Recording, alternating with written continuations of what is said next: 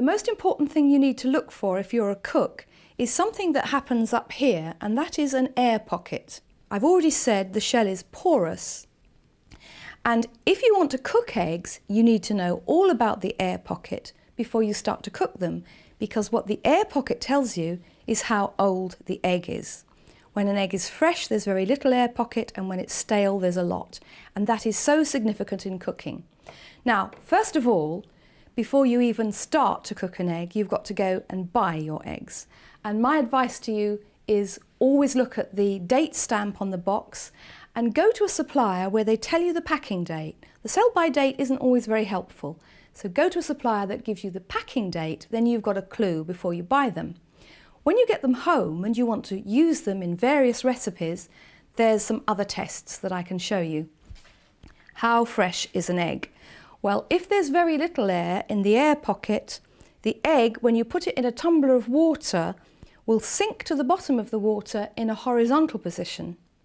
So you'll know, before you break that out of its shell, that that's quite a fresh egg. If it's not so fresh, it'll just slightly tilt into a semi-horizontal position, like that one.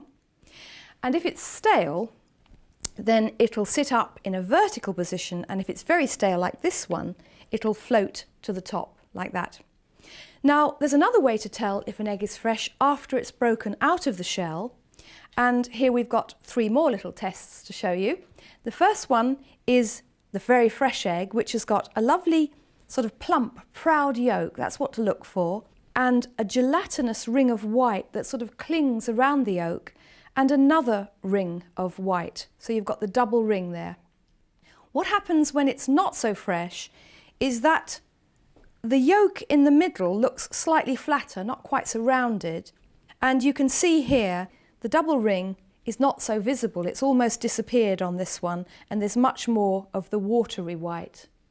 Then we move on to the stale one, and the stale one here has got a very flat yolk, and there's just watery white. And what would happen if you wanted to put that in poaching water? It would just, well, just disintegrate. So that's why you don't want a stale egg for poaching.